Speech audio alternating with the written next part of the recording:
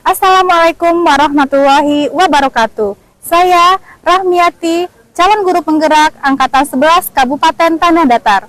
Pada video kali ini akan memaparkan budaya positif di SMP IT Kurata Ayun. Selamat menyaksikan.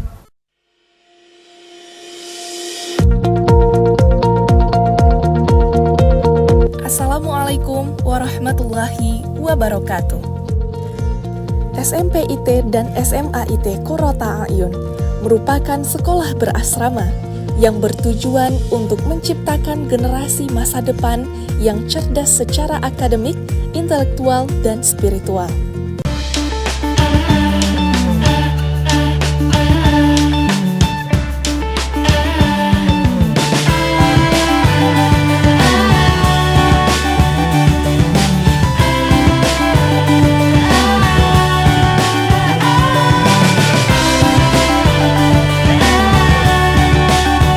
Assalamualaikum warahmatullahi wabarakatuh. Waalaikumsalam warahmatullahi wabarakatuh. Alhamdulillahillazi arsala rasulahu bil huda wa dinil haq liyuzrahu ala dini kullihi wa kafa billahi syahida. Asyhadu an la ilaha illallah wa asyhadu anna Muhammadan abduhu wa rasuluhu la nabiyya ba'da amma ba'du. Pertama dan terutama sekali, marilah kita panjatkan kalimat puja dan puji kita beserta syukur kehadirat Allah Subhanahu wa taala yang telah melimpahkan rahmat dan karunia-Nya kepada kita bersama. Atas limpahan dan rahmat dan karunia-Nya itu jualah hari ini kita berkesempatan untuk dapat bersama-sama menambah wawasan kita dalam rangka aksi nyata diseminasi budaya positif oleh CGP kita, Ustazah Rahmiati. Kemudian salawat berangkaikan salam untuk baginda Rasulullah Sallallahu Alaihi Wasallam. Allahumma sholli ala Sayyidina Muhammad wa ala ali Sayyidina Muhammad. Yang sama-sama kita hormati Kepala Sekolah SMP IT Kurata Ayun, Ustadz Yopi Chandra SPD. Yang sama-sama kita hormati Ustadz Hidayatul Akmal SPDI. Kemudian Ustazah GTK Hebat SMP IT SMA IT Kurata Ayun. Baik, untuk tidak memperpanjang kata mukadimah, kita awali agenda kita hari ini dengan mengucapkan Bismillahirrahmanirrahim. Acara pertama, kita minta pembukaan dari Kepala Sekolah SMP IT Kurata Ayun kepada Ustadz Yopi Chandra, dipersilahkan. Baik, makasih Zah Cynthia. Hidup depan ya.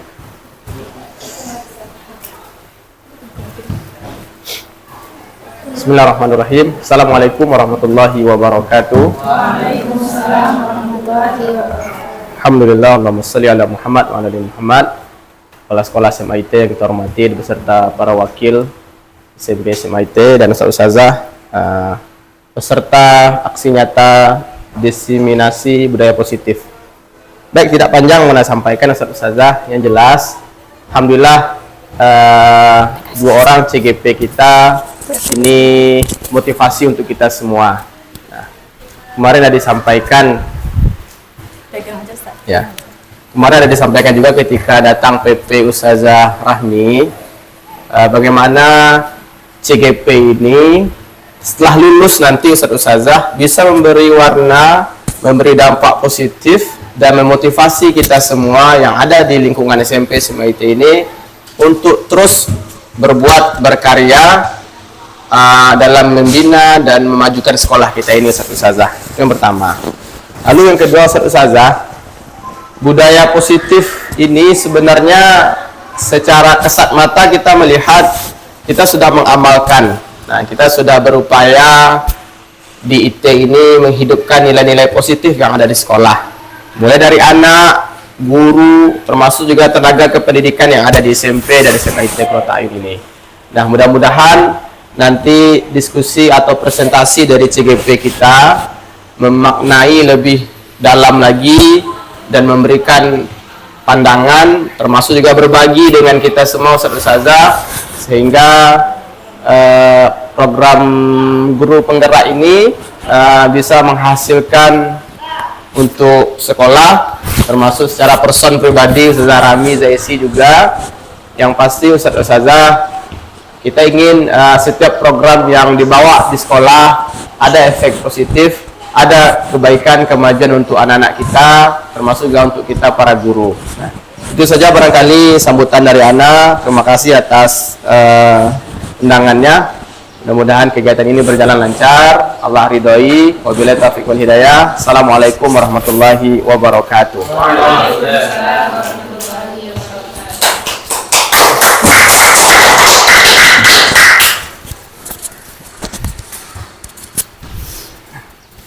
Oke, terima kasih kita ucapkan kepada Ustaz Yopi Chandra. Acara selanjutnya diseminasi oleh Ustazah Rahmiati. Kepada Ustazah Rahmiati dipersilahkan. Bismillahirrahmanirrahim. Assalamualaikum warahmatullahi wabarakatuh. Waalaikumsalam warahmatullahi wabarakatuh. Alhamdulillahirabbil alamin wassalatu wassalamu ala asrofil anbiya wal mursalin wa ala alihi washabihi ajmain. Pertama dan terutama sekali kita ucapkan puji dan syukur kehadirat Allah Subhanahu wa taala yang telah melimpahkan rahmatnya sehingga kegiatan hari ini bisa dilaksanakan.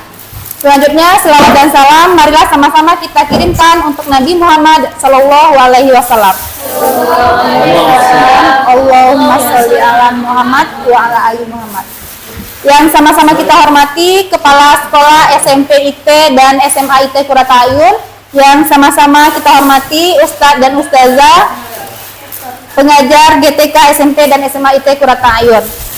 Hari ini Ana merasa senang karena Ustadz Ustazah bisa hadir di ruangan ini dan membantu proses Ana dalam kegiatan pendidikan di guru penggerak. Baiklah Ustadz Ustazah, Ana tidak akan menyampaikan banyak-banyak pendahuluan, langsung saja kepada materi yang akan disampaikan, yaitu aksi nyata diseminasi budaya positif. Nah, ini adalah foto kita 1 tahun yang lalu setelah upacara bendera 17-an Agustus gitu. Iya, buktinya kalau kita dulu menggunakan baju baju adat juga. Nah, itu foto kita 1 tahun yang lalu. Nah, pindah ya. Lanjut. Nah, Ustazah, ini foto Ana berdua dengan Zaesi. Itu kegiatan kemarin di SMK 2 Batu Sangkar. Salam guru penggerak Ana Rahmiati, teman Ana Esi Satriani, kami calon guru penggerak angkatan 11 Kabupaten Tanah Datar. Nah, ini kita bisa berdiri, Ustaz Ustazah, Ana mohon berdiri. Nah, berdiri Ustaz Ustazah, dan silakan kita lihat teman samping kita gitu. Teman yang ada di samping. Nah, teman yang ada di samping udah kelihatan? Ustaz, bisa berdiri Ustaz. Nah, silakan kita senyum dengan teman di sebelah kita, berikan aura positif kita kepada teman kita. Nah, dengan kita memberikan senyuman, nilai-nilai positif itu akan keluar dari diri kita dengan sendirinya Ustaz Ustazah. Silakan kita mempraktekannya. Pandangi teman kita dengan pandangan persahabatan, persaudaraan, dan silakan tersenyum melihat teman kita. Nah, 30 detik. Nah, kalau Ustaz Ustazah itu hanya sementara kita mulai ya. 1, 2, 3. Nah,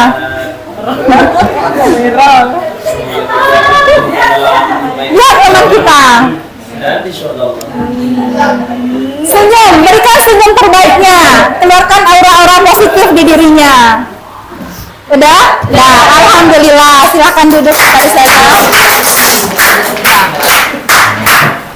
Mudah-mudahan dengan memberikan senyuman kepada teman, apa yang Ustazah lakukan sebentar ini ada bedanya dengan yang sebelumnya. Ada terasa bedanya Ustazah?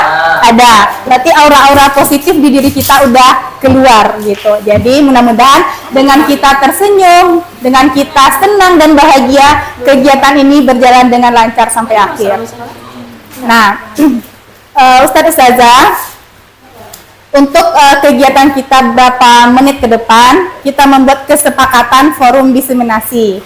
Di sini kita membuat kesepakatan seperti kita membuat kesepakatan di dalam kelas. Nah, yang pertama menghargai siapapun, yang kedua berpakaian rapi dan sopan, yang ketiga izin jika hendak keluar kelas, yang keempat boleh makan dan minum dengan tenang. Kalau Ustadz Ustazah mau ada yang dihapus atau ada yang ditambahkan, silahkan. Cukup atau ada yang dihapus boleh, ditambahkan juga boleh. Ana akan menuliskannya di depan. Cukup. Alhamdulillah cukup. Terima kasih Ustaz Ustazah. Nah, ini nggak usah berlama-lama. Ini adalah foto Ana waktu di ruangan wakil kepala sekolah SMA. Nah, lanjut. Nah, di sini kita akan membahas sebagai guru yang baik harus memiliki kemampuan dalam mewujudkan budaya positif di sekolah.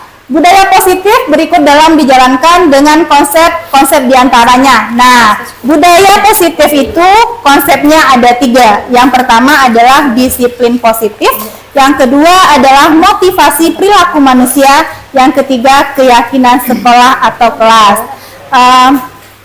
Yang pertama adalah disiplin positif. Ana yakin Ustadz dan Ustazah sudah melakukan kegiatan ini di kehidupan sehari-hari. Yang pertama itu disiplin positif merupakan suatu cara penerapan disiplin yang mengajarkan anak bertanggung jawab dan menumbuhkan kesadaran diri berdasarkan nilai-nilai kebajikan. Disiplin positif lebih ke arah disiplin diri yang dapat mengontrol diri dalam melakukan segala tindakan. Nah, di sini kita mungkin diskusi sedikit Ustadz dan Ustazah, apa sih kegiatan atau contoh tindakan disiplin positif yang sudah kita laksanakan di sekolah? Ada yang bisa memberikan tanggapannya, Ustadz Ustazah?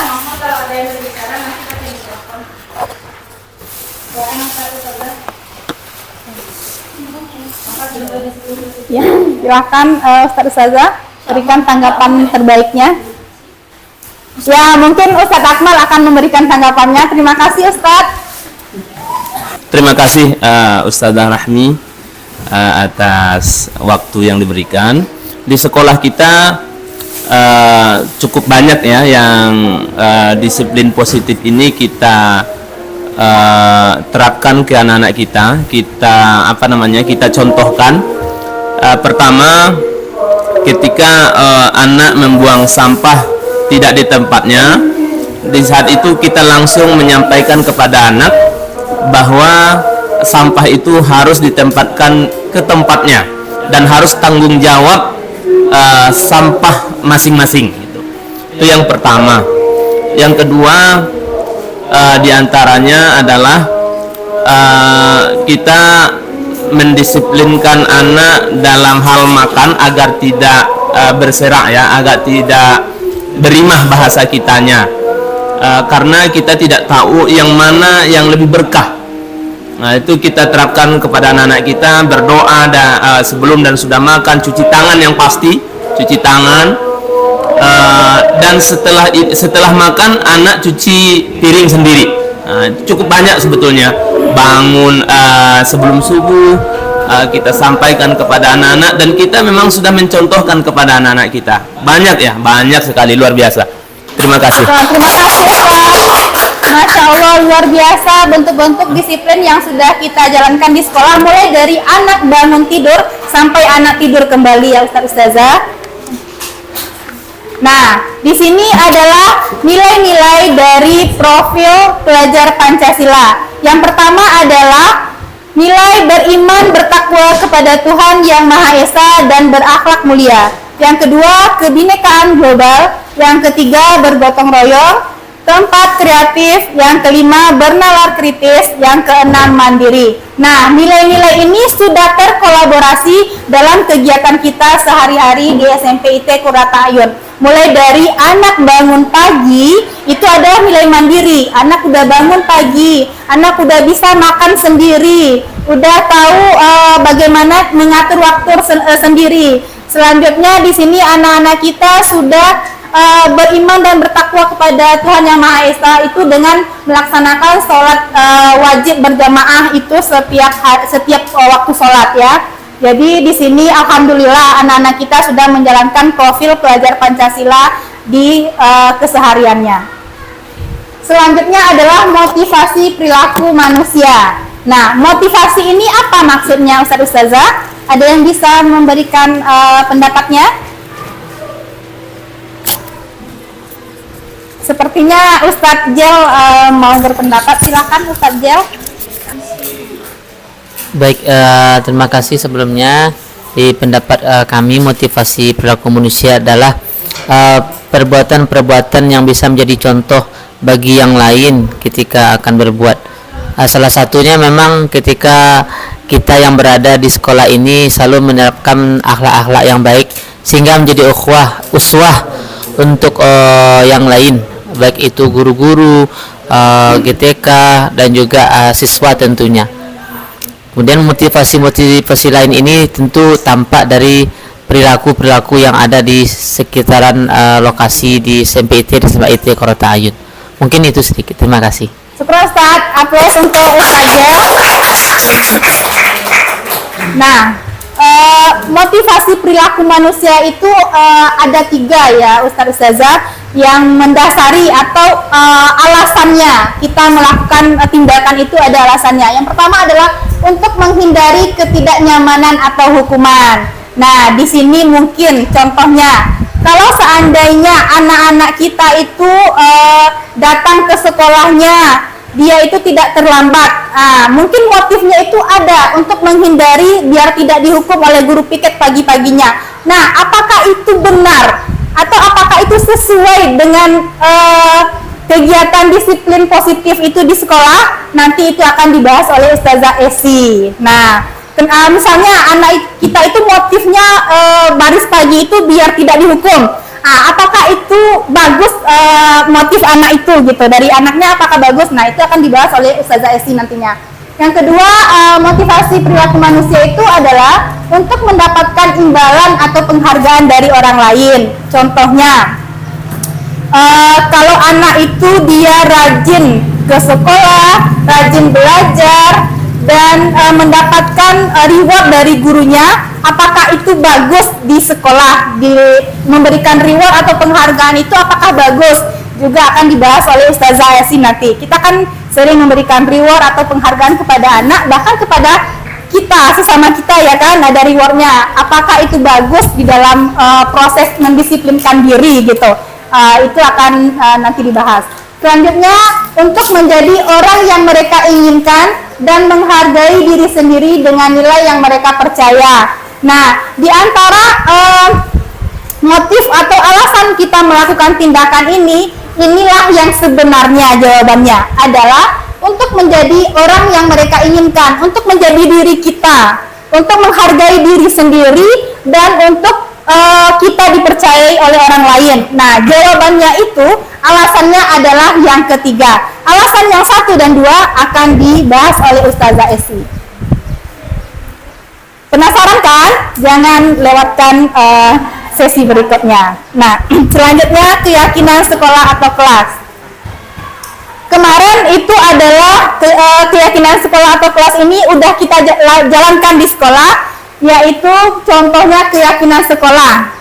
Keyakinan sekolah yang baru-baru ini kita laksanakan adalah bagaimana membuat peraturan sekolah yang di dalamnya ada siswa ikut di dalamnya, ada guru ikut di dalamnya, ada K3 ikut di dalamnya, semua stakeholder sekolah ikut di dalamnya. Nah, itulah cara membuat keyakinan sekolah. Kalau seandainya membuat apa sih beda peraturan dengan keyakinan? Biasanya kan yang kita tahu kan peraturan sekolah, Ustaz Ustazah.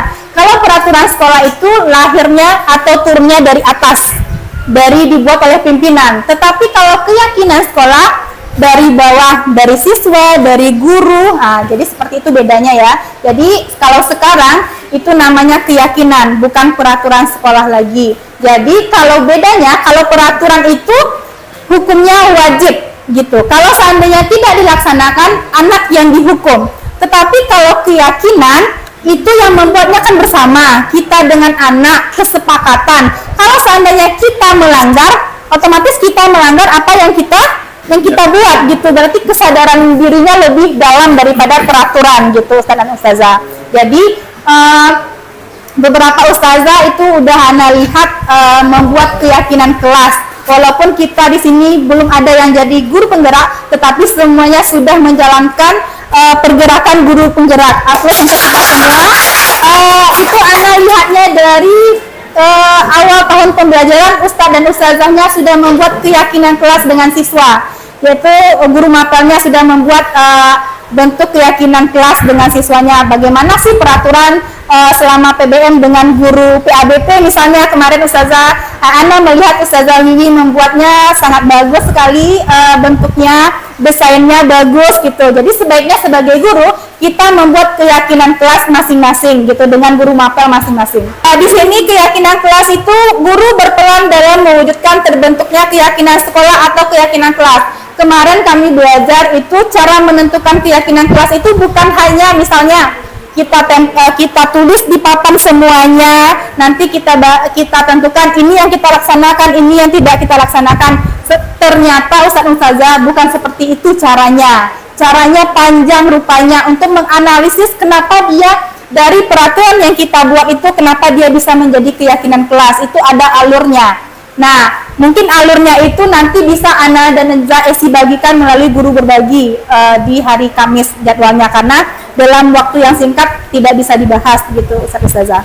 Selanjutnya ini contoh keyakinan kelas. Kebersihan kelas, tanggung jawab bersama, saling menghargai, hadir di kelas tepat waktu, aktif dalam kegiatan pembelajaran. Itu adalah salah satu bentuk dari keyakinan kelas dengan guru mata pelajaran atau di kelas. Baik Ustadz Ustazah, mungkin materi dari Ana sedikit gitu akan dilanjutkan oleh Ustazah Esi. Mohon maaf atas kesalahan Ana dalam menyampaikan. Terima kasih atas perhatian Ustadz dan Ustazah. Ana sudahi. Assalamualaikum warahmatullahi wabarakatuh. Selanjutnya diseminasi oleh Ustazah Esi Satriani. Kepada Ustazah Esi dipersilahkan. Bismillahirrahmanirrahim. Assalamualaikum warahmatullahi wabarakatuh. Waalaikumsalam warahmatullahi wabarakatuh. Oke, alhamdulillahirabbil alamin. Allahumma shalli ala sayyidina Muhammad wa ala ali sayyidina Muhammad. Ustadz Ustazah, kepala SMP, silakan Ustadz. Kepala SMP IT dan SMA IT yang sama-sama kita hormati, dan kita semua yang hadir hari ini, Ustadz Ustazah yang dirahmati oleh Allah Subhanahu wa taala. Pertama, tadi mungkin agak terlupa Ustadz Ustazah, kami sebagai calon guru penggerak mohon izin berbagi sebenarnya Ustadz Ustazah apa yang sudah kami dapatkan dalam pendidikan selama 2 bulan terakhir ini. Jadi kami sudah menyelesaikan 4 modul sebenarnya Ustadz Ustazah, tapi modul besarnya itu 1, ada anaknya 4, 1.1 sampai 1.4. Nah, setiap modul itu kami ditugaskan untuk diseminasikan gitu, disebarkan kepada guru yang ada di sekolah. Nah, terima kasih banyak Ustadz Ustazah atas waktunya, kesediaannya hadir hari ini di ruangan kelas ini. Nah, izinkan Ustadz Ustazah Ana Esi Satriani berbagi budaya positif yang berikutnya untuk melanjutkan yang sudah disampaikan oleh Ustazah Rahmi tadi.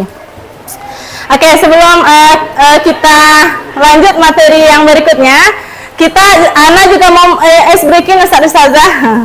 Boleh? Oke. Nah, jadi ice breakingnya di sini apa ya? Oh, ini. Oke, ice breakingnya di sini Ana juga pakai angka 30 detik ya, 30 detik.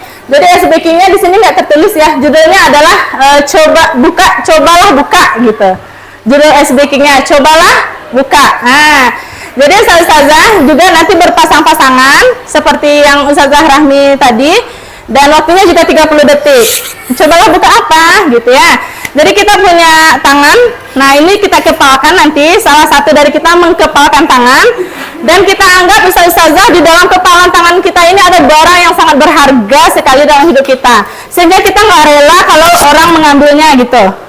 Jadi teman yang satu lagi berusaha membuka kepalan tangan kita untuk mengambil ini. Boleh dengan sekuat tenaga, boleh dirayu, boleh digelitik, bahkan boleh dirayu dengan uang gitu. Ya, untuk bisa membuka ini dan mendapatkan barang yang berharga di sini. Oke, bisa dipahami ice breaking-nya, Ustazah? Bisa. Nah, nanti setelah si A misalnya mengepalkan tangannya, nanti gantian dengan si B lagi yang mengepalkan tangan dan si A yang membukanya. Waktu masing-masing 30 detik. Jadi untuk ice breaking ini Ana butuh waktu 1 menit aja. Oke? Bisa Ustazah, silakan. Disepakati siapa yang duluan? Ya. Kita boleh aktifkan stopwatch-nya di sini. 1 tangan. Boleh 2 tangan, boleh dirayu, boleh digelitik, boleh diapain, boleh dirayu pakai uang. Ya. Iya. Boleh dengan uang 100.000 ya? Iya, boleh dirayu, dibujuk-bujuk gitu. Oh, boleh, Ustaz. Di aslinya uang 100.000 tuh dibukanya Itu kan kesepakatan Ustaz berdua. Siap Ustazah, siap. Ana hidupkan stopwatch-nya ya, 30 detik. Siap, 1, 2, 3, silakan. Ayo Ustaz. Ada berlian.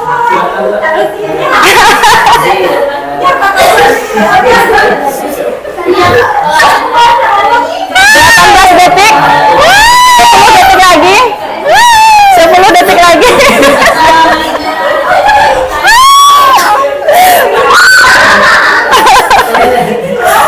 Oke, waktunya habis. Oke, 31 detik ya. Oke, nanti Ustazah kita lanjutkan, kita gantian. Temannya yang satu lagi yang membuka tadi sekarang mengepalkan tangannya dan yang satu lagi membukanya. Ustazah, 1, 2, 3, silakan dimulai.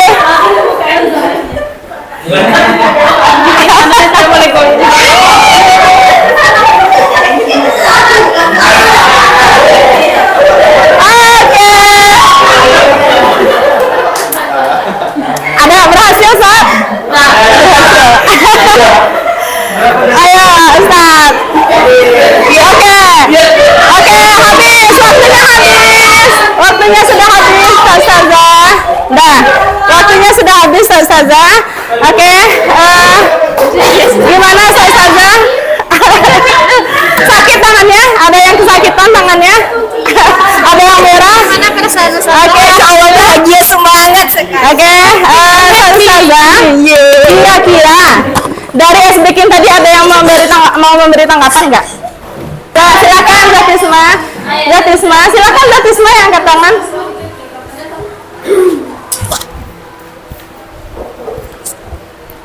Pelajaran yang bisa diambil dari ice breaking kita barusan, yang pertama mungkin bagi yang menggenggam itu gimana kita harus mempertahankan hak milik kita gitu kan, sama dengan contohnya kayak rendang nanti diakui oleh Malaysia dan sebagainya. Kita harus berjuang untuk mempertahankannya, itu milik Indonesia. Tapi bagi yang teman kita yang berjuang itu adalah dari sisi yang berbeda pandangannya, yaitu bagaimana kita berjuang sesuatu yang mungkin mustahil bagi kita dapatkan selagi itu tidak melanggar sunnah Allah dan agama seperti itu. Nah, tapi kita berhak untuk berusaha untuk melakukannya sebisa mungkin. Masya Allah, tepuk tangan untuk Zatisma. Oke, terima kasih Zatisma atas tanggapannya.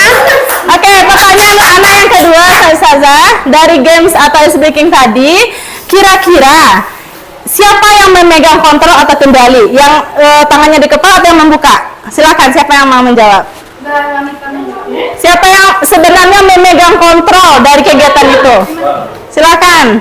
Yang tangannya di kepala kan atau yang membuka? Silakan wanita. Kalau menurut saya megang kendali itu ya tangan yang di kepala, pemilik tangan yang di kepala gitu. Oke. Karena kalau dia nggak megang, kalau dia mau lemah ya bisa diambil orang, tapi kalau dia mempertahankan ya bisa dipertahankan. Oke. Terima kasih wanita. Keren sekali jawabannya Ustazah. Ada lagi yang mau menanggapi atau cukup? Atau kita setuju dengan wanita semuanya? Ternyata yang mengontrol itu adalah yang mengepalkan tangan. Setuju semuanya? Oke. Nah, jadi Ustazah betul sekali sebenarnya yang mengontrol itu adalah mengontrol diri kita, itu adalah diri kita sendiri, bukan orang lain. Nah, untuk lebih jelasnya Ana akan jelaskan lebih lanjut nanti dari slide-slide Ana. Nah, sebelumnya Ana mau review sedikit. Ini tadi materi yang disampaikan oleh Ustazah Rahmi, kan Ustazah. Jadi sebenarnya dalam disiplin positif itu ada 6 konsepnya. Jadi kami bagi 2. Zarahmi menyampaikan 3 yang ini, dan kemudian Ana akan menyampaikan 3 lagi.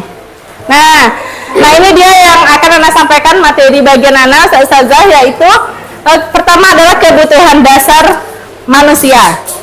Nah, Ustazah ada yang mau memberikan pandangan kita hidup atau kita manusia ini sebenarnya apa sih kebutuhan dasar kita? Oke, silakan Zah Cynthia. Boleh bantu mikrofonnya, Zah? Apa kebutuhan dasar kita? Baik Ustazah, menurut Ana kebutuhan dasar kita itu adalah adanya kebutuhan untuk jasmani kita, makan, minum, kemudian ada kebutuhan tempat tinggal, kemudian sandang, pangan, papan ya yang tadi, kemudian ada juga kebutuhan untuk diakui, kebutuhan untuk dicintai. Masya Allah, ya benar. Ya seperti itu. Ya, oke, terima kasih Zah Cynthia. Tepuk tangan untuk Zah Cynthia. Ada lagi yang mau menambahkan Ustazah? Terima kasih Ustazah Esi. Seperti ini mau melanjutkan yang disampaikan Zahtia tadi. Kebutuhan dasar manusia itu kan ada juga yang disebut dengan kebutuhan primer ya. Ada sandang, pangan, dan papan. Selain dari yang 3 itu kan ke jasmani saja. Namun sering lupa kebutuhan rohani. Ya, dia harus seimbang antara kebutuhan jasmani dan rohani. Kalau jasmani yang terus diberikan kebutuhannya, diberikan suplemennya, sementara yang rohani tidak diberikan suplemen dan lain sebagainya, maka mungkin dia cerdas, sehat, tapi tak soleh, atau mungkin ya dia harus akalnya harus diasah agar seseorang itu atau seorang manusia itu harus tahu posisinya sebagai makhluk gitu. Tahu hubungannya kepada Tuhannya, tahu pula bagaimana dia makhluk bersosial kepada sesamanya, dan mencintai alam semesta. Oke, Ustaz, syukran Ustaz. Tepuk tangan Ustazah. Untuk Ustaz Akmal, Ustazah. Jadi betul semuanya yang Ustazah sampaikan tadi.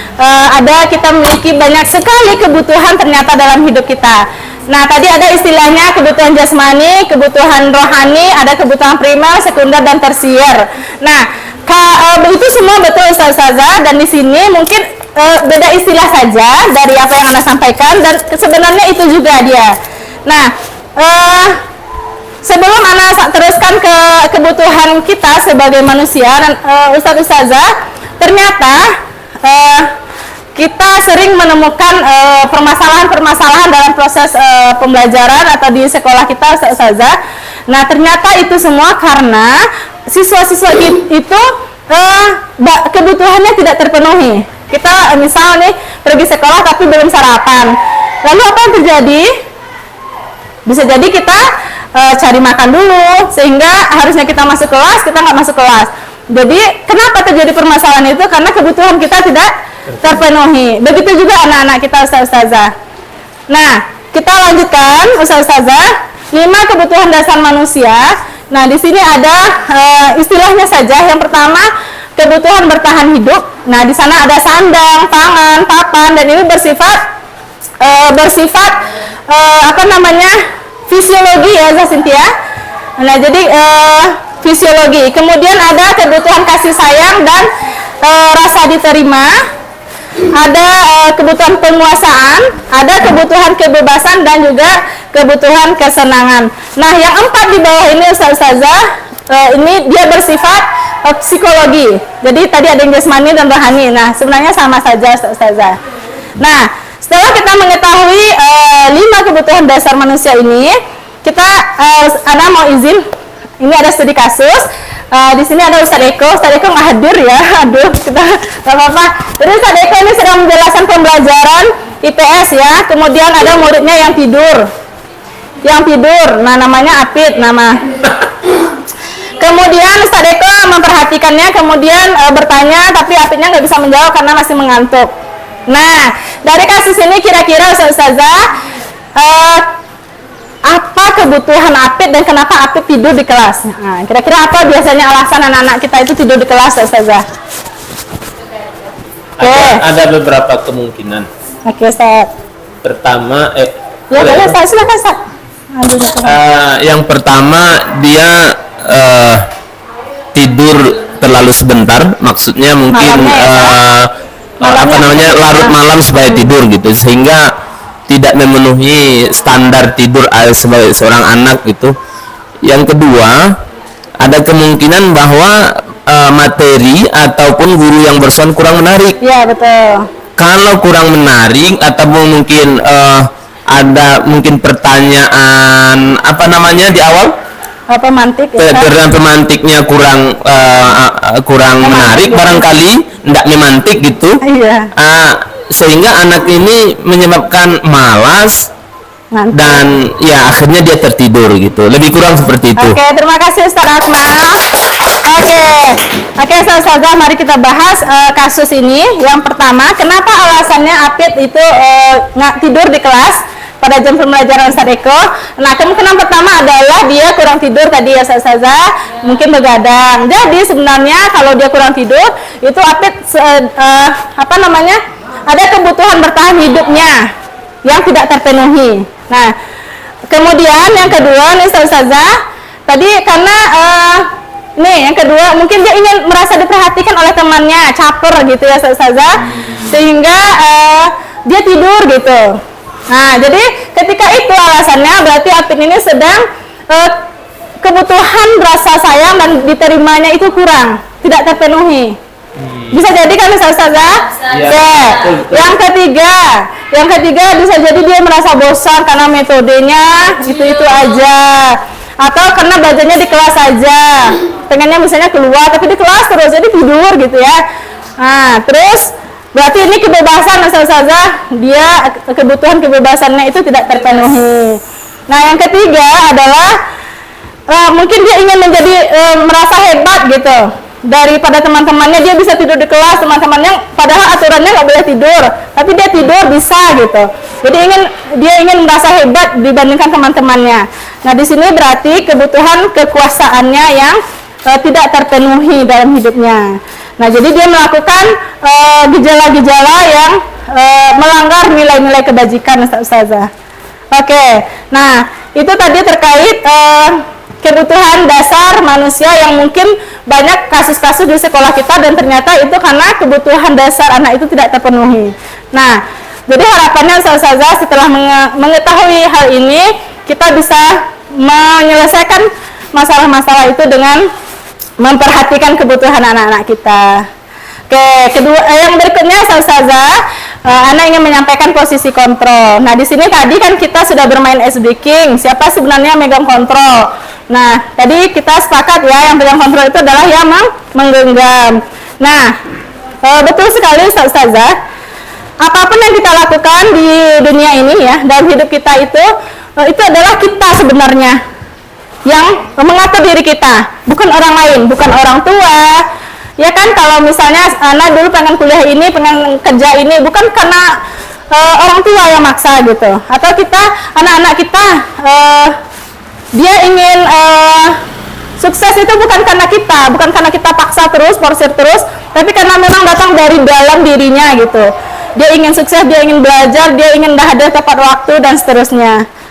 Dan juga bukan karena ingin dapat imbalan atau ingin takut dihukum. Nah, itu adalah tadi sudah disampaikan Zarahmi, motivasi manusia ada 3 tadi ya, ada yang eksternalnya 2, dihukum, takut dihukum, dan juga ingin dihargai, dan juga tadi ada yang ingin datang dari dirinya sendiri, yang internalnya. Nah, jadi Ustazah, kita sebagai guru memiliki posisi kontrol namanya Ustazah. Jadi ini nanti kalau kita sebagai penghukum, pembuat rasa bersalah, teman dan pemantau, ini istilah-istilahnya Ustazah. Jadi kita kadang-kala bisa jadi sebagai ini kita boleh langsung bertanya sama diri kita sendiri, Ustazah, di mana posisi kita? Apakah biasanya kita memposisikan diri kita sebagai teman dengan anak-anak kita, dengan murid-murid kita, atau sebagai penghukum, atau mungkin masih sebagai pembuat rasa bersalah? Setiap anak misalnya terlambat masuk, kemudian ampun terlambat terus, nanti ustazah yang kena marah sama guru piket. Itulah antum kerjakan ini terus, nanti ustazah yang kena ini antum. Jadi kita menyalahkan anak sehingga anak itu merasa bersalah gitu. Nah, atau kita bisa udah sebagai manajer ustazah. Nah, oke, kita lanjutkan ustazah. Apakah nampak jelas ustazah? Kecil kali ya ustazah. Jadi ini biasa kalimat-kalimat yang biasa digunakan oleh kontrol tadi guru untuk posisinya. Kalau dia misalnya di sini ustazah identitas gagal, dia ada penghukum dan pembuat rasa bersalah. Kalau kita memposisikan diri kita sebagai penghukum atau pembuat rasa bersalah, itu kita selalu memberikan identitas gagal pada anak-anak kita. Tapi kalau kita udah jadi teman, jadi pemantau atau jadi manajer, itu kita sudah berusaha membuat anak-anak itu menjadi identitasnya sukses. Nah, ada beberapa ini kalau guru berbuat, guru berkata dan hasilnya apa. Nah, mungkin nanti ini Ana bisa share aja di grup Ustazah. Dan pertanyaannya Ustazah, kira-kira dari 5 posisi ini, posisi mana yang harusnya kita di sana gitu? Manajer? Ya. Oke. Betul sekali Ustazah. Oh, nggak ada slide-nya. Jadi kita harusnya sudah, jadi apapun sekarang posisi kita Ustazah, mari kita sama-sama belajar dan berusaha menjadi manajer untuk murid-murid kita. Nah, bagaimana caranya supaya kita bisa menjadi manajer? Tadi ini kan ada contoh-contohnya nih, apa yang kita lakukan kalau kita jadi manajer, apa yang kita katakan, dan hasilnya anak-anak kalau jadi manajer itu dia akan kuatkan watak dan karakter anak. Nah, itu kan yang tujuan dari pendidikan itu sendiri Ustazah. Oke, kita lanjutkan. Nah, ini dia Ustazah, bagaimana cara agar kita bisa menjadi manajer bagi murid-murid kita. Kita kan sudah sepakat tadi Ustazah, yang mengatur diri anak itu adalah anak, bukan kita sebagai guru. Nah, jadi Ustazah, di sini ada namanya segitiga restitusi. Tahapan dalam segitiga restitusi yang pertama adalah menstabilkan identitas, kemudian validasi tindakan yang salah, dan yang ketiga adalah menanyakan keyakinan. Nah, dengan melakukan segitiga restitusi ini, kita akan bisa menjadi manajer untuk anak-anak kita. Jadi dengan segitiga restitusi ini Ustazah, dengan melakukan langkah-langkah ini, anak-anak jika melakukan salah atau terlambat misalnya, dia akan mencari solusi dengan dari dirinya sendiri, bukan dari kita. Dengan catatan kita sudah membuat keyakinan bersama tentunya. Ataupun kalau tidak ada keyakinan gimana? Tentu setiap orang punya nilai-nilai kebaikan dalam dirinya. Nah, kalau anak-anak kita misalnya masih belum ini nilai-nilai kebaikannya, berarti kita bikin keyakinan dulu. Makanya tadi ada materi di awal, yaitu keyakinan kelas Ustazah. Nah, itulah kenapa kita bikin keyakinan kelas. Beberapa contoh pertanyaan yang bisa kita kasih ke anak-anak untuk menstabilkan identitas. Jadi ketika anak-anak melakukan kesalahan Ustazah, tentu di sana identitasnya gagal ya, mereka salah gitu. Misalnya terlambat atau mencontek ketika ujian. Lalu kita berikan pernyataan atau pertanyaan-pertanyaan seperti ini. Jadi sehingga identitas yang gagal tadi, yang salah tadi, dia menjadi identitas benar. Kita tidak membenarkan kesalahannya Ustazah, tapi memaklumi kesalahannya, gitu. Contoh dia terlambat, nggak apa-apa, antum Ustazah juga dulu pernah terlambat, semua orang pasti pernah salah, gitu. Jadi dia menjadi yakin dan percaya mengungkapkan kenapa dia terlambat nantinya. Di tahap validasi tindakan yang salah, ini contoh pertanyaan-pertanyaan atau pernyataan untuk memvalidasi tindakan dia yang salah. Nah, kalau Ustazah boleh tahu, apakah yang menyebabkan untuk melakukan ini, gitu? Kenapa terlambat? Nah, nanti dia kasih tahu sendiri, oh saya tadi belum sarapan, jadi terlambat masuk kelas, gitu. Nah, kemudian baru kita masuk ke tahap ketiga, yaitu menanyakan keyakinan. Kita kan udah bikin keyakinan kelas sebelumnya. Kira-kira keyakinan mana yang antum belum kerjakan? Apa solusinya dari yang antum kerjakan, kesalahan antum hari ini gitu? Dia akan kasih jawaban sendiri Ustazah. Nah,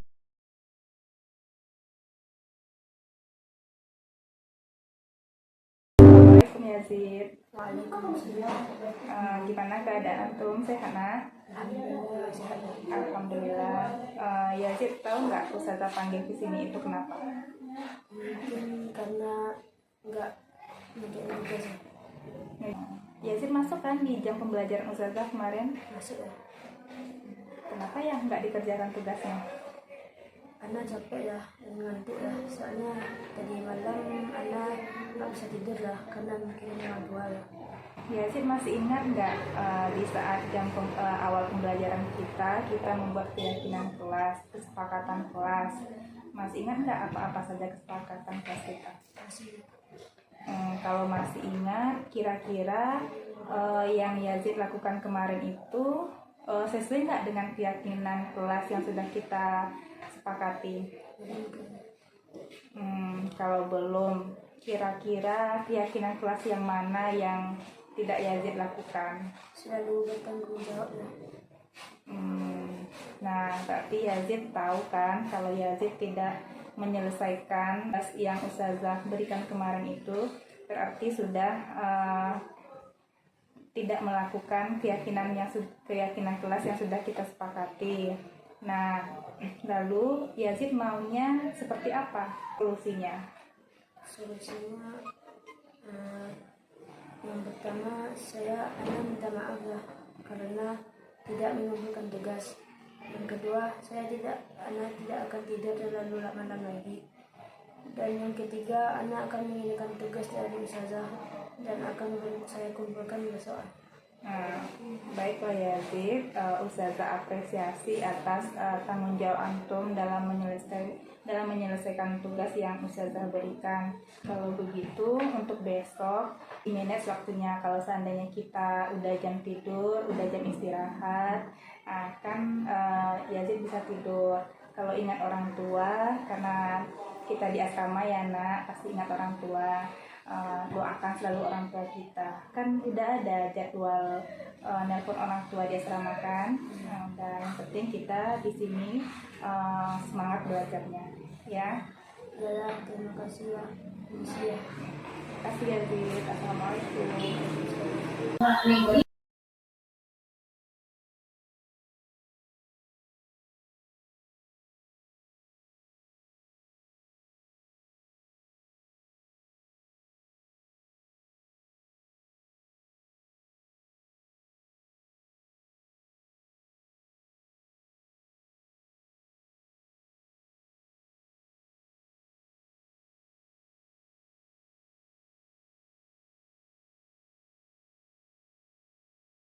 Assalamualaikum Rani. Waalaikumsalam Zah.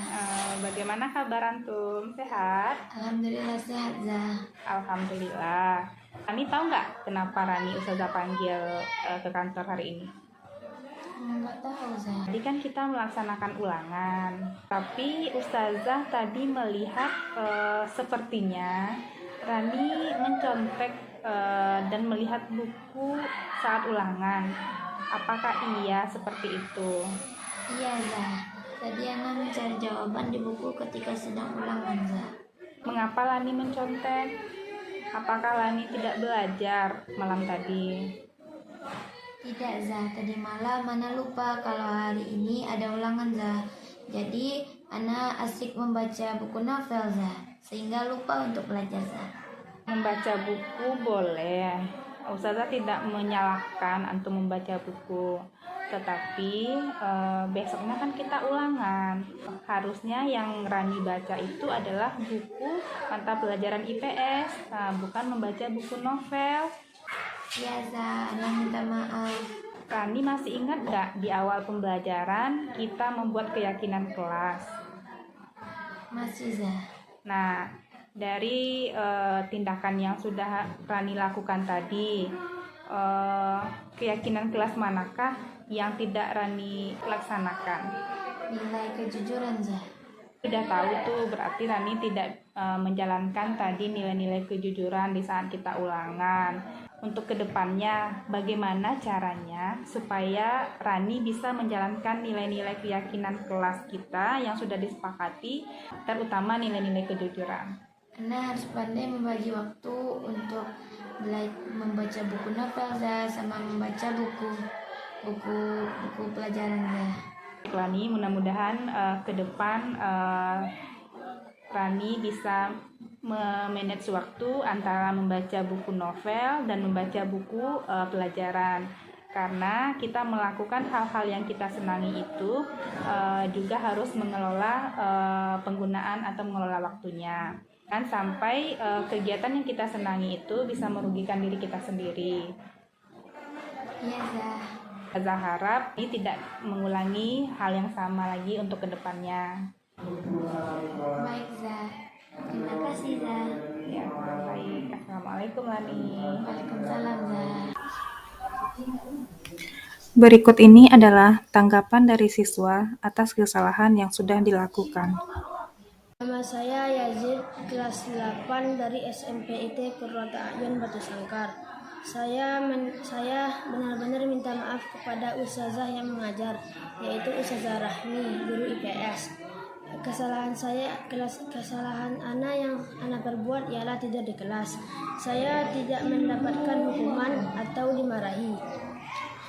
Dan Ustazah Rahmi menanyakan kenapa antum tidur di kelas dan tidak memerhatikan penjelasan guru yang diminta, sehingga saya mendapatkan solusi. Yang dibicarakan oleh Ustazah Rahmi itu ialah tentang masa depanku. Assalamualaikum warahmatullahi wabarakatuh. Perkenalkan, nama saya Rani. Saya siswa kelas 9 Jeddah dari SMP IT Kota Ayun. Saya telah melakukan kesalahan, yaitu mencontek dan membuka buku saat ulangan harian IPS. Tetapi Ustazah Rahmi tidak memarahi saya atau menghukum saya. Tapi Ustazah Rahmi menanyakan alasan saya melakukan hal tersebut. Lalu Ustazah Rahmi meminta saya untuk mencari solusinya. Ustazah Rahmi membacakan kembali keyakinan kelas agar saya tidak melakukan kesalahan. Mungkin untuk membuat sebuah perubahan tentu tidak mudah ya Ustazah. Terima kasih. Tidak mudah membalikkan telapak tangan, kita berproses dan berkolaborasi tentunya. Tidak mungkin kami berdua saja yang mempraktekkan ini sama anak-anak, sedangkan ustazahnya tidak mau mempraktekkan ini mungkin gitu, atau karena belum tahu. Nah, sekarang kita sudah diseminasi, mari kita sama-sama wujudkan perubahan ini gitu. Nah, itu harapan kami Ustazah. Ini nggak usah ya Ustazah. Nah, ini jadi kami sudah mempraktekkan, jadi sudah ada kemarin aksi nyata kami. Memang ada kelas 7 Madinah Ustazah yang suka tidur gitu. Setelah anak cari tahu, ternyata di guru mapel juga sering tidur. Nah, kemudian anak coba melakukan segitiga restitusi ini, dan kemudian anak mendapatkan jawaban alasan kenapa dia sering tidur di kelas, dan dia sendiri menyampaikan ini solusinya Zah katanya. Nah, gitu Ustazah. Oke, mungkin itu saja Ustazah penyampaian dan pemaparan dari anak. Alhamdulillah. Mungkin kita buka sesi diskusi sedikit Ustazah supaya diseminasi ini tidak hanya pemaparan saja, tapi ada juga maknanya gitu bagi Ustazah. Silakan kalau ada yang mau bertanya, kita jawab bersama. Silakan. Iya Ustaz, dia tetap direkam Ustaz. Anda mau menanyakan tapi jangan direkam. Oh boleh, kalau ada request seperti itu boleh Ustaz. Atau kita rekam nanti kita cut. Baik, syukron kepada Ustazah Esi yang sudah memaparkan materi yang sangat luar biasa untuk kita semua. Yang ingin Ana tanyakan, kita sebagai guru seandainya sudah mengetahui apa kebutuhan dasar anak-anak yang belum terpenuhi, tetapi kita sebagai guru tidak mampu dan tidak bisa dengan segera memenuhinya, bagaimana solusinya? Oke. Baik, syukron Zatia atas pertanyaannya. Jadi Ustazah, kita contohkan ya Ustazah, misal anak kita terlambat atau terlambat masuk kelas. Jadi Ustazah, kita nggak terlambat nih, kita udah ngajar setengah jam, dia baru masuk misal. Lalu kita tanya kenapa terlambat ini Zahan katanya kan, kita silakan dia belajar dulu Ustazah supaya tidak mengganggu teman-temannya dan proses pembelajaran kita. Kemudian nanti kita kasih nanti setelah belajar atau jam pulang sekolah kita bisa diskusi sebentar gitu, nanti antum ke kantor ya gitu. Nah, jadi kita ajak dia diskusi, kita bikin perjanjian nanti jam segitu kita diskusi sebentar ya nak. Tetap kita memberikan bahasa-bahasa yang positif Ustazah. Kemudian, jadi seperti itu Ustazah, kita tidak langsung memberikan menanyakan apa kebutuhannya waktu itu, tapi kita beri waktu jeda dulu, kemudian kita baru terapkan segitiga restitusi.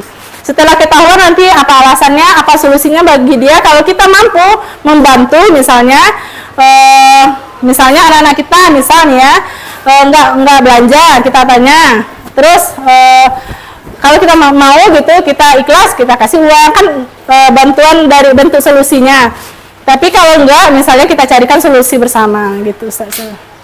Oke, mungkin ada tambahan dari Ustazah Rami. Pakai mikrofon Zah.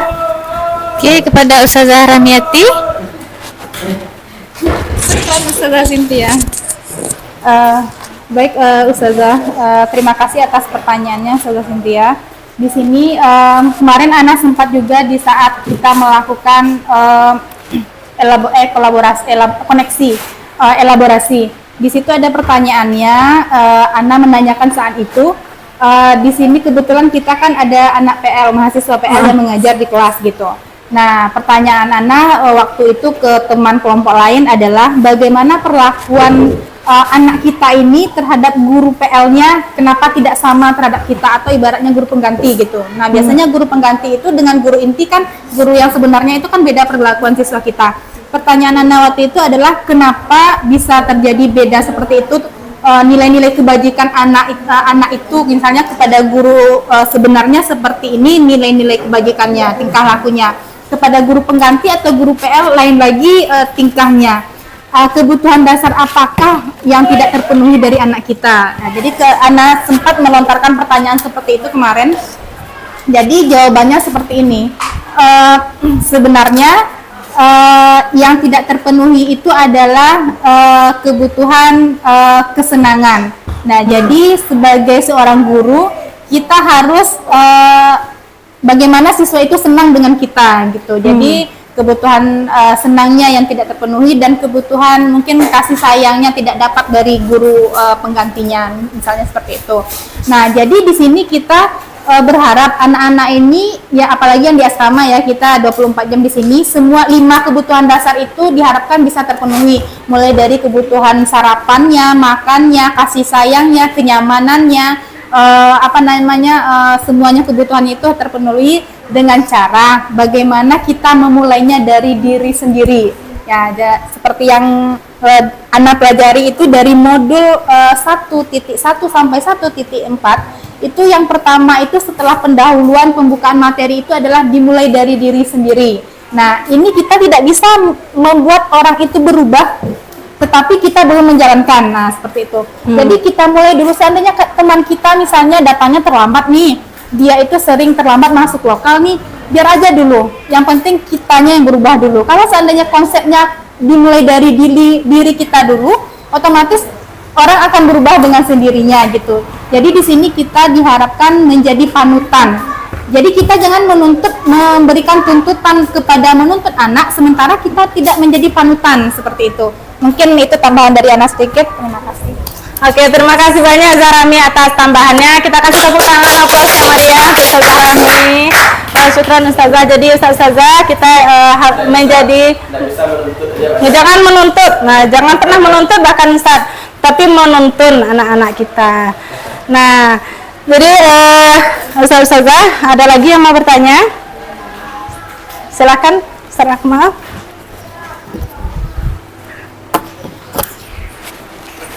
Terima kasih Zainsi. Tanggapan pertama, kalau seperti ini berbagi ini sungguh sangat merugilah guru-guru yang tidak hadir dalam ruangan ini. Masya Allah. baik itu yang masih di rumah atau ada agenda lain, atau yang sudah hadir di sekolah ini tapi tidak hadir di ruangan ini, rugi. Ini mohon Ustadz Yopi mungkin menyampaikan hal ini kepada teman-teman ini. Ini luar biasa ilmu yang kita dapatkan. Yang kedua mungkin kita perlu bersama-sama karena walaupun ini manusiawi rasanya, cuman cukup menguras energi kita yang mungkin miskin terhadap ilmu psikologinya, yang dalam hal ini dalam tanda kutip anak-anak ini sudah mengulang, ya artinya kasus berulang. Ya anak sebut saja kecenderungan kepada lawan jenis. Satu sisi kita bersyukur masih normal, tapi sisi lain kita harus ada hijab di sini. Jadi ini mungkin di mana kebutuhan mana yang tidak terpenuhi oleh mereka, yang tidak terpenuhi oleh kita untuk mereka, agar kasus ini mungkin tidak terulang gitu. Walau ada kecenderungan tapi terkontrol. Walau ada kecenderungan tapi terkontrol saat gitu. Bukan terpenuhi ya. Bukan terpenuhi. Terus yang ketiga, anak agak apa rasanya dengan istilah keyakinan ini ya. Karena keyakinan itu kan identik dengan kepercayaan ya. Iman, yakin, itu ada iman dalam Al-Quran, ada yakin, ya maknanya mirip walau tak sama gitu. Jadi kesepakatan itu disebut dengan keyakinan ya. Keyakinan ini sudah baku dari Kemendikbudnya atau mungkin sudah agak lain rasanya mendengar keyakinan kelas, keyakinan sekolah gitu. Ya, maksudnya ada keyakinan kepada Allah, yakin kepada hari akhir gitu. Ya ini mungkin ini yang jelas kita belum sampai ke sana ilmu kita saat. Kita belum jadi CGP gitu. Ya itu barangkali yang tiga itu sekali lagi luar biasa. Ini sangat termotivasi kita ini Ustazah, keren. Kalau ada banyak jempol kita berikan jempol kepada Ustazah Esi dan Ustazah Rahmiati. Plus lah yang meriah. Oke, syukran Ustaz atas tanggapannya. Sedikit anak ingin menanggapi. Kalau anak kita memiliki kecenderungan kepada lawan jenis dan itu normal, nah Ustaz. Jadi menurut anak kebutuhan mana yang belum terpenuhi itu kesenangan menurut anak Ustaz. Mereka kan senang tuh dengan lawan jenis, kan normal nih. Nah itu karena kita di sini ada hijab, maka mereka mencari-cari celah gitu karena kebutuhannya tadi tidak terpenuhi. Nah, apakah itu harus dipenuhi? Mungkin saat ini belum, nah Ustaz. Makanya tetap makanya mungkin bisa kita terapkan segitiga restitusi, kita berikan langkah-langkah segitiga restitusi tadi Ustaz. Antum menyukai lawan jenis kan normal. Kalau antum tidak menyukai itu justru tidak normal. Nah, kita sampaikan seperti itu. Ustazah juga dulu waktu SMP juga suka sama lawan jenis gitu kan, dan itu normal. Tapi kita sebagai manusia, apalagi umat muslim, punya batasan dengan lawan jenis. Kita sampaikan seperti itu. Kemudian kita sampaikan lagi, apalagi di agama kita boleh kita misalnya pacaran gitu, enggak, nah katanya. Jadi apa yang antum lakukan nanti dia akan memberikan solusi dari dirinya sendiri supaya gimana dia itu membatasi hatinya gitu kepada lawan jenisnya. Dia udah janji. Oh ya, nah itu mungkin kejadian itu mungkin ya Ustaz. Nah jadi justru kalau udah jadi itu kita panggil, kita ajak diskusi Ustaz dengan segitiga restitusi. Tidak kita dengan ketegasan atau hukuman ataupun kita judge dia gitu. Jadi dia akan tidak memberontak sebenarnya gitu Ustaz. Nah sedikit lagi Ustazah tadi kita mengenal istilah merdeka, Ustaz, merdeka belajar. Ternyata merdeka itu Ustazah dari pendidikan guru penggerak itu adalah tahapan dalam pendidikan guru penggerak itu. Jadi M itu pertama mulai dari diri, E itu eksplorasi konsep, kemudian R itu ruang kolaborasi, Jadi yang suka online itu Ustazah, kemudian D itu demonstrasi kontekstual, kemudian E lagi elaborasi, K-nya koneksi antar materi, dan A-nya aksi nyata. Makanya setiap modul itu ada aksi nyata, dan nanti gabungan modul ibunya itu ada diseminasi. Nah, mungkin itu Ustazah. Terima kasih atas perhatiannya. Syukron jazakallah atas waktunya. Terima kasih sudah berpartisipasi. Mohon maaf kalau ada salah kata dari Ana. Semoga bermanfaat untuk sekolah kita. Assalamualaikum warahmatullahi wabarakatuh. Ana kembalikan kepada Terima kasih kita ucapkan kepada Ustazah Rahmiati dan Ustazah Esi Satriani.